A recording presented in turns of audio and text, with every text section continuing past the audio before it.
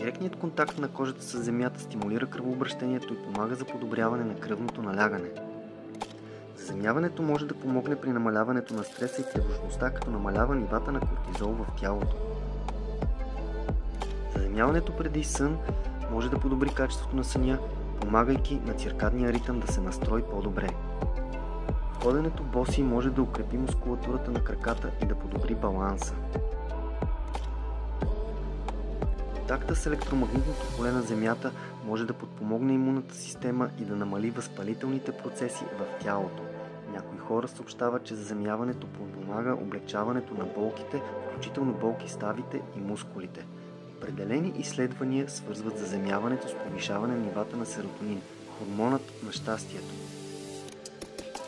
Ходенето боси след спорт или физическа активност може да помогне за бързото възстановяване на мускулите и ставите.